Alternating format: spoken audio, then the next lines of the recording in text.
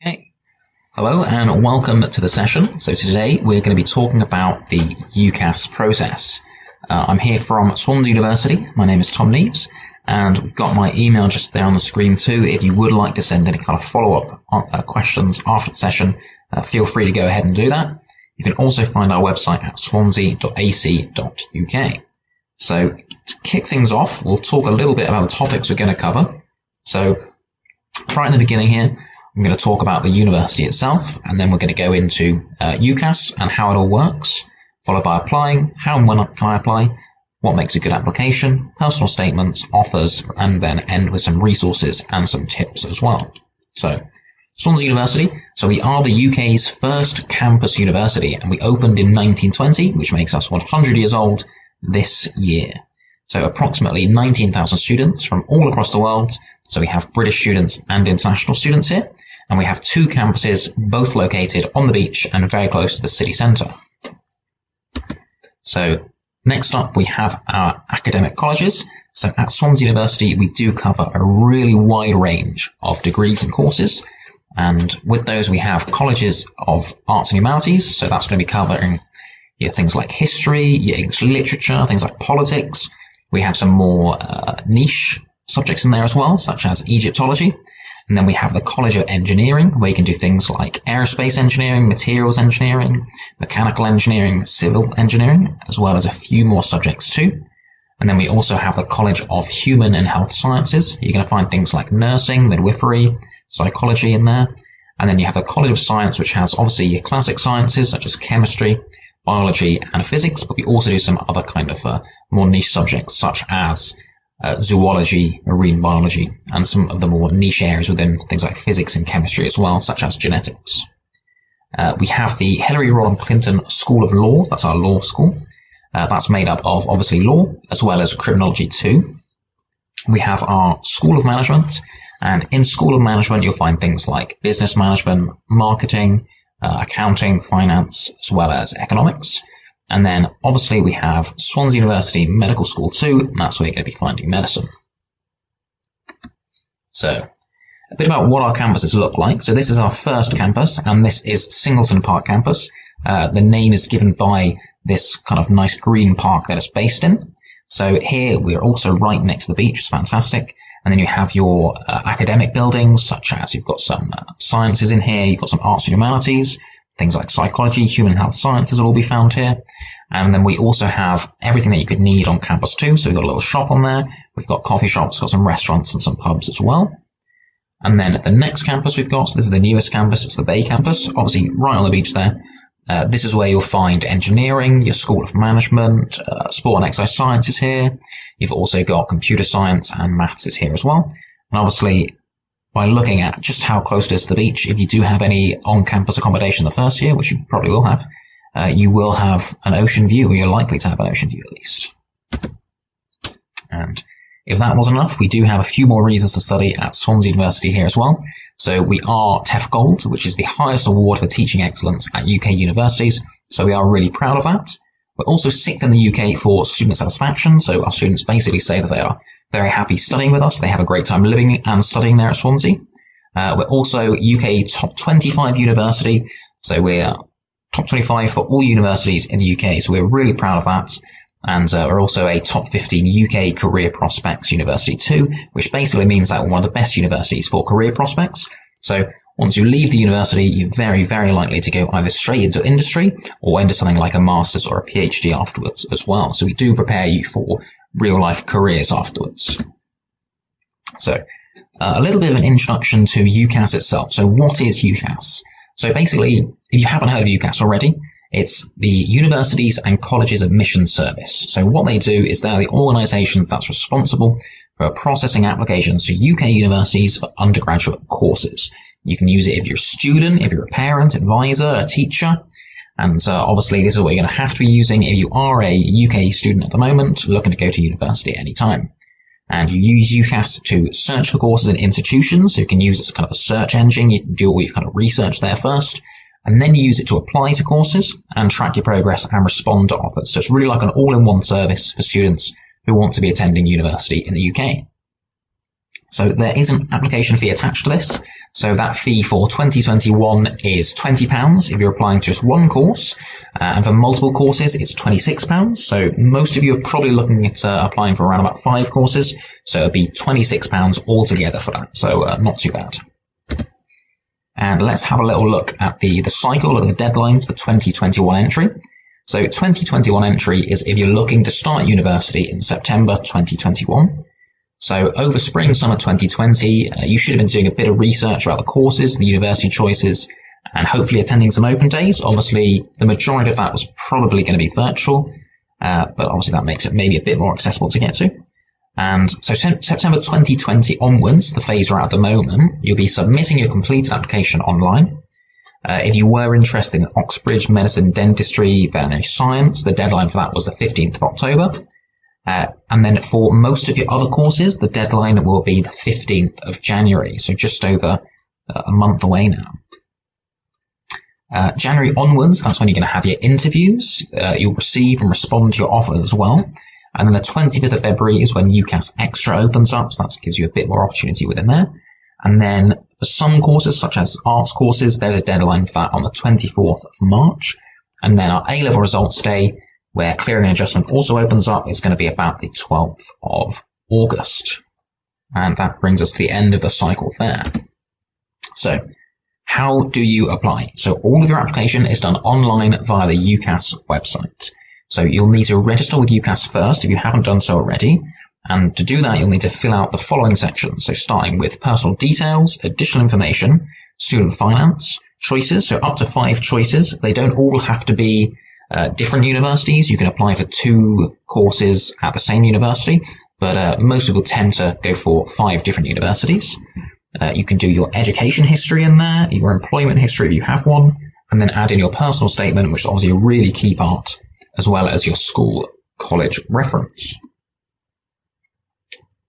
Okay, so here we have a bit about what makes up a good application. So these are generally all the different components which are going to make up that application. The first really important one is going to be your qualifications. It's going to be pretty much the first thing that universities will see when they're looking at you as a candidate. So part of that is going to be the actual qualifications themselves, but previously it will also be the predicted grades as well for the initial offer. You'll also need a strong personal statement. I'm going to cover a bit about that later on, how to make a strong personal statement, as well as a good school and college reference. So this is a reference provided by the school or college itself to the university. So you don't really have much of an involvement in that. You'll also need knowledge and commitment to the subject you're applying for, as well as a good attitude to learning and personal development. So a lot of this can really be demonstrated in that strong personal statement. So your choices. So there are over 34,000 undergraduate courses in the UK. So it's vital that you do your research, and there's going to be courses that are right for you and courses that aren't necessarily right for you either. So it is well worth having a good look at there, because obviously there is a lot to choose from. So use the UCAS search tool. It's probably one of the easiest ways to get started. So you can search for law. You'll find 1,517 courses from 144 different providers. And psychology is 1,746 courses from 161 providers. So you should have a lot of choice there, basically. Even if you are not sure you want to go to university, apply through UCAS to give yourself more opportunities anyway. It's pretty much worth doing it. I mean, it's a £26 fee to kind of open up your opportunities to go to 5 different universities. It's well worth looking into. And as I said, you can make up to 5 choices. You can apply for more than one course at the same institution if you want to. If perhaps you're interested in quite a few of the courses they have there, but a lot of people tend to go for 5 different universities to kind of broaden their chances a bit there too. Now, we'll cover a bit of the variety of courses available at universities. So don't just think it's your classic things like English, maths, your sciences, history, geography. There's loads of stuff. Some of it is going to be very niche and will lead straight into a very obvious industry, and others are going to give you much broader skills.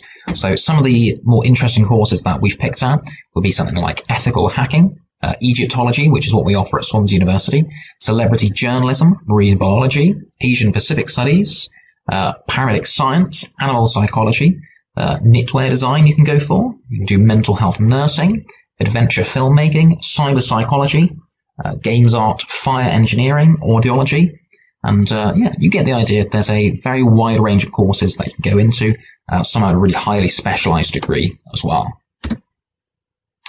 And here are the different types of courses that universities will offer. The most common one is going to be single honours. So that's where you have one main subject, but in years 1 and 2, you can usually pick subsidiary modules too. So you can branch out a little bit beyond your degree. I know at Swansea University, a lot of our courses in the first 2 years, you can pick from degrees outside of the degree that you're studying. So it really does give you that choice to kind of broaden out a little bit more.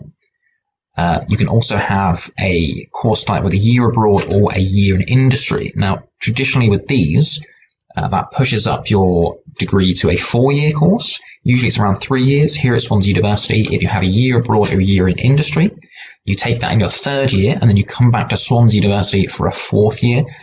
That's more of an obvious thing to go for with some different subjects. So a year in industry, for example, in something like business management, obviously makes a lot of sense. If you're studying American studies, a year abroad, obviously in America, also makes a great deal of sense there as well. And it's really beneficial, I think, to students and the career path afterwards. And finally, we have joint or combined honours. So this is when you're going to be studying 2 subjects and you don't usually have the option to pick many subsidiary modules. So you pretty much do with a joint honours, you do 50% of one course and 50% of the other course. So for example, you could be doing sort of politics and history. You do half of one, half of the other. The degree that you end with is of the same caliber as a single honours degree. And then there's also some opportunities with combined honours where you do more of one course and less of the other. So at Swansea University, we do a combined course, a combined honours degree in law with criminology. So as it's law with criminology rather than and criminology, what that means is you're mostly focusing on law, but you do have that element of criminology in there which complements law as well. And here we have what type of course. So a few more types of courses we have here. So one of those would be an integrated master's, which is basically a 4-year degree that extends your studies to master's level. So your first 3 years of that degree are going to be going for a bachelor's level degree. And then that last 4th year will be an integrated master's degree. Traditionally, if you don't go for the integrated master's, you'll do 3 years at undergraduate level. And then you'll kind of have to usually reapply to do a master's and do that kind of reapplication process all over again and then do that 4th year. A foundation year. So with a foundation year, these can be really beneficial. So if you don't have the necessary entry requirements to enter on the first year of a degree, so if you perhaps didn't get the right grades or perhaps you didn't study the necessary required A-level actual A-levels, you can actually apply for a place on a degree course with an integrated foundation year. So what that means is you do that first year as an integrated foundation year.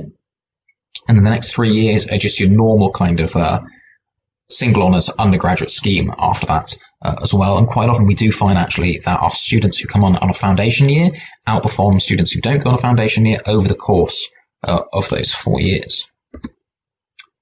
So UCAS tariff. So we'll talk a little bit here about the UCAS tariff. So this is how universities are really going to kind of break down the different types of grades that we have on offer, the different types of qualifications, and turn them into a very usable number.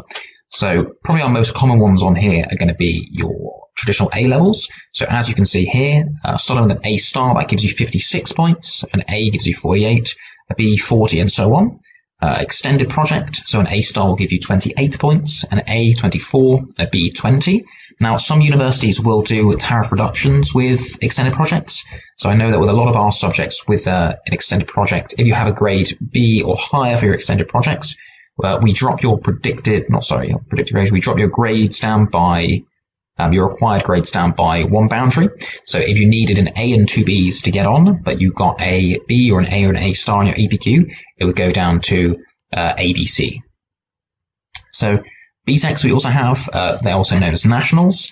So if you get D star, D star, D star, you get 168, D star, D star, D, 160, D star, D, D, 152, 3Ds, 144, and then as descending, you can see through there. So that's quite an easy way of having a little look at what you need to get in your qualifications in order to get into certain universities. There is a tool on that on UCAS. So in UCAS, search for the UCAS tariff calculator. You can enter all your predicted grades in there and all your subjects in there. And that'll give you a good idea of what you're predicted to get and what you need to get to go into the university of your choice.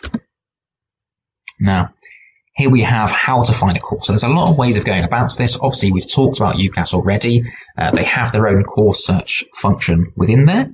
You can also look at prospectuses. So those are kind of booklets that you get from universities themselves. You can request them either as a PDF or as a physical copy from universities. You can look at universities' websites as well as things like HE fairs, whatuni.com, discoveruni.gov.uk.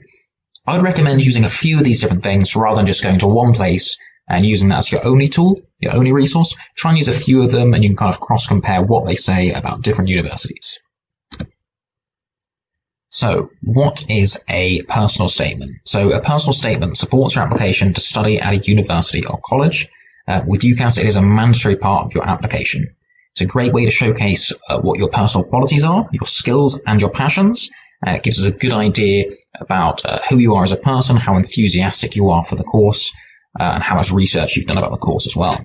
Crucially, it gives you a platform to demonstrate to future tutors and lecturers on how right you are for your chosen course.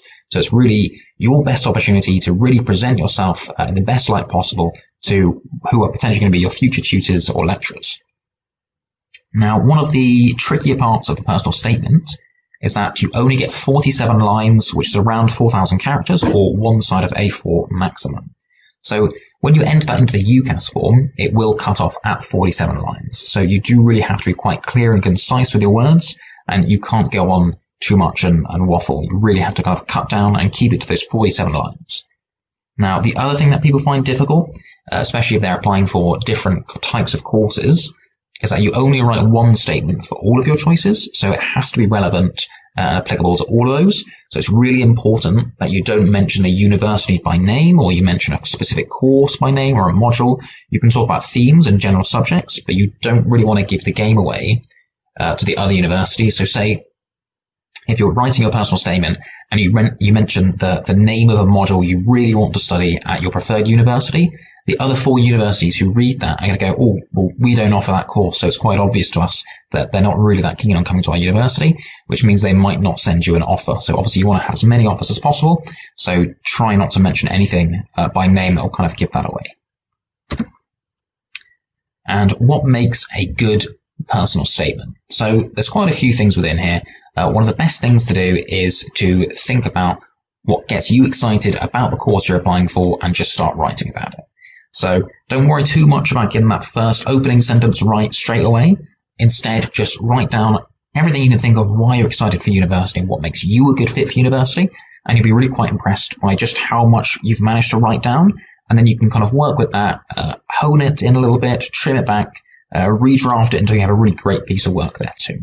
Now, it is really important to be positive and describe how you get enthused about the course you want to study. Talk about what inspired your decisions. That's usually something that's going to be very unique to you. The reason you want to study a certain degree will be very different to the reason why someone else wants to study that same degree. Enthusiasm is key because we do want students who aren't only going to excel at the course, but they're also going to really enjoy themselves at university as well. One of the other things here is to talk about the transferable skills that will help you on the course. Now, a lot of people think that because they've done some kind of work experience which isn't directly related to the course they want to study, that it's not worth talking about.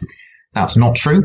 Basically, what you need to talk about is if you have done work experience, if it's not related to the course you want to be studying, and that's going to be a very common occurrence, what you need to talk about is the transferable skills that you learned through that work experience and how that will help you at university.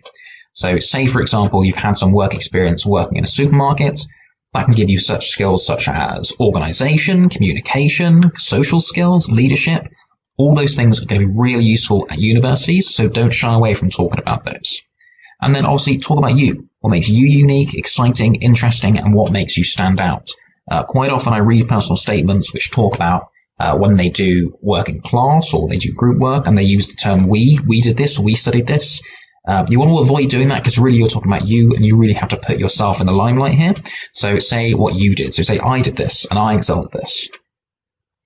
And obviously said it already, but be excited, be enthusiastic and back everything up with evidence. So when you talk about things about how you're excited or you talk about the skills you've developed, back it up with evidence, talk a bit about what you've done, which demonstrates to us that that is the case. You are telling the truth.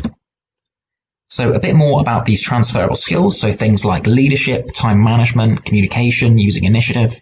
Now, some of these are going to be really, really important, such as time management, for example. So once you get to university, you'll find that there isn't really anyone apart from yourself who's really pushing you and motivating you to work. So you really have to be on top of kind of how you spend your time, how you do your self-directed learning, whether that be reading, preparations, homework at home, coursework.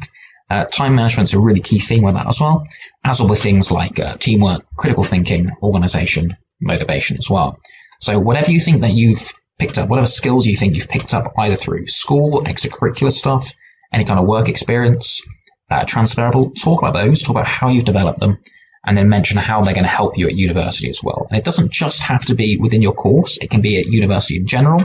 Obviously, things like your communication skills will be useful on your course, but it'll also be really useful for just kind of thriving at university as well and kind of living away from home for the first time. Now, to make things a little bit easier in terms of structuring, we've got just a little possible plan you can use here. So with your beginning, start off with a great opening paragraph that conveys how excited you are about the course and shows that you really understand what it is that you're getting into. So show us that you've done the research about the course that you want to be studying. With this, the first sentence is really important to kind of get that hook, keep the reader really interested. Don't worry about getting it right on the first time. You can keep working on that as you go through. And then with the middle, this is where you can start having your emphasis on your skills, providing evidence that proves your interest in the course and your personal qualities. So this is where you can use that evidence, talk about things that you've done to kind of back up this enthusiasm, back up the skills that you're talking about. Don't worry too much about putting the evidence in the first paragraph. In the first paragraph, you can just talk about that enthusiasm and that interest that you have in the subject. And then finally, at the end, this is what makes you unique, what will make you fit into the course that you're interested in. With the closing sentence there, you will also want to really just kind of reaffirm everything that you've already said and really leave the reader with a lasting impression that you are the right pick for this degree. So some of the offers that we have here. So we have your conditional offers. That means you've been accepted to study on a course provided that you achieve the grades determined by the university. So that'll be based on your predicted grades that you get that conditional offer, and they'll say you can get into the course provided you get such and such grades on results day. Unconditional, so this means you've been accepted to study on a course based on the grades you've already attained or on the strength of your applications. So unconditional means you're guaranteed completely to get into that university regardless of what happens on results day. Now, at Swansea University, we don't use unconditional offers. We don't believe these are particularly effective because there's very little motivation for the students to really kind of strive for success towards the end of their college or their sixth form time, and it can result in some complacency. So we tend to avoid unconditional offers. So the firm choice, so that's what you choose. So your firm choice is your first choice of university. If you meet all the criteria of your offer, you will study there. So that's the one that you really want to go to. And your insurance choice, that's your second choice of university. It's usually a lower offer, an insurance choice, if you don't meet your grades. So it's kind of like a backup plan. Now, references. So these are just a few resources that you can use to kind of help you out with the UCAS process. So obviously the UCAS application help has the how-to guides on it, so that can help you out with how to structure your personal statement, how to kind of really hone that in, how to choose a university. You can also look at university websites to find out about further application processes with the universities. They'll usually have specific help for the specific courses they offer, so that's definitely a really useful tool. Some will be on demand that you can kind of access at any time. Other stuff might be kind of live webinars or in-person sessions where once things get back to normal. With those, you might have to book onto them in advance. You can use things like Which University, the Complete University Guide, Studential, the Student Room, really good. So the Student Room, if you don't know about it, is a kind of peer-to-peer forum where you can talk about all aspects of university life and university applications with peers, people your age or people who have just gone through the process themselves, as well as doing some admissions tests as well, can be very useful. So here we have some top tips here. So give yourself enough time to complete your application. So don't leave it to the last minute because that way you'll have to rush it. It won't be as good as if you give yourself plenty of time for that. Don't feel you have to complete it all at once. So all your progress with all the application steps on UCAS can be saved as you go along. So you can do some of it on one day and then pick up on it on another day, another week, another month if you start really early. So don't worry too much about getting it all done at once. Sometimes it can be quite useful just to take a break, come back with a fresh pair of eyes, and just start at it, pick up where you left off. Do your research as well. So as we've discussed, there are tens of thousands of courses offered by UK universities. So it's well worth doing your research and finding out exactly what is the perfect course for you. And don't just think about the course, think about the course and the city as well. Phone and email university admissions for advice. So I think people can be reluctant to do this, but actually universities are very happy to provide this kind of help and advice. So do feel free to either phone them or email them. Some of them have a live chat on their website as well if you prefer to do that. That's a really easy option to use as well. Universities are going to be really happy to answer those kind of questions for potential students. And write a convincing UCAS personal statement. So following the kind of advice that I've provided here today, as well as some advice at the university's websites themselves and UCAS, just really nail a really good UCAS personal statement. Show your commitment to the course. With those, you can use things like STAR method. Get a parent, teacher, or careers advisor to check your personal statement. This is something I definitely recommend. So when you're really in the kind of headspace of writing your own personal statement, you can really easily kind of miss out on any grammatical and structural errors within there. So it can be very useful just to get someone else just to have a little read through just to check that you are on the right path there. You're not making any kind of grammatical errors. The thing is with really competitive courses is that it might be that the difference between receiving an offer and not receiving an offer is that you've got a grammatical error in your personal statement, whereas a different candidate who does get an offer doesn't have any grammatical errors. So that is really important there. And don't be surprised if you need to do more redrafts of your personal statement. So you might be thinking 1 or 2 redrafts, I'll be okay. Well, generally admissions advisors, they will recommend you redraft between 6 and 8 times. Now, that doesn't mean starting again 6 and 8 times. It just means you're redrafting, tweaking things over, and just refining it a little bit, 6 to 8 times. And really important is to know what admissions tutors look for. So you might think, well, how do I find out about that? The best thing for that, if possible, is to go along to open days, whether they be physical or virtual open days, because there are admissions tutors there, and they will tell you as much as they can about what they are looking for in interviews and personal statements. So really the best source for that is the source itself, the universities which are providing that course there. And check your grades match the universities and courses you're applying for. So, go in line with what you're predicted or what you think that you can achieve. And if you hold no offers, you can use UCAS Extra. It's a little service that UCAS provides to give you basically more options for getting into university. Now, a few don'ts here. Most of them are going to be common sense. So don't copy someone else's personal statement. We do have software which will catch out plagiarism. So if you copy someone else's statement, it'll just tell us that you've 100% copied it from someone else. Don't worry too much if you think, oh, what if another student has used the exact same sentence that I've used? It does happen. You have tens of thousands of these personal statements coming in. There's bound to be a bit of crossover somewhere. Basically, the software will pick up a percentage of what it calls plagiarism. And if we see 2%, then, the chances are that it's just a coincidence and you're not going to get in trouble for that. Obviously, don't waffle, be short and to the point, and avoid cliches and flowery language. You might think it makes you sound more unique and a bit more intelligent, but if it goes wrong, it can really alienate the reader. So the best thing to do is stick to clear, plain English. And don't rely on spell check. Proofread it instead.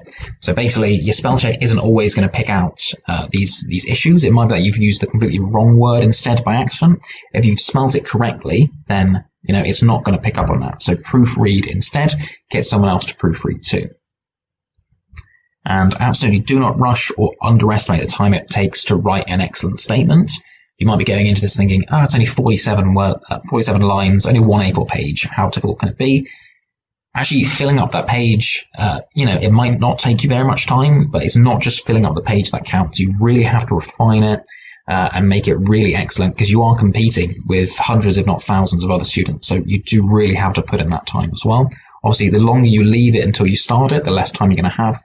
You're going to feel under pressure, you're going to rush it, and it's probably not going to be as good as if you'd started a few months earlier. Now, that brings us towards the end here. So do visit us, whether that be at our open days or the website there. We do have a little link there if you do want to follow that. So that will tell you when our next open days are going to be. It's quite likely at this point that our next open days will all be virtual. Obviously, do kind of keep in touch with that, and you can see when we have our next physical open day coming up. if we do decide to go down that route, obviously if we are allowed to do that given the current situation. And if you would like to keep in touch and find out a bit more, feel free to scan this QR code here on the screen. So if you open up your phone camera, you should be able to extract a link from that, and that way you can keep in touch a bit better. And that is it from me today. So thank you very much for coming along.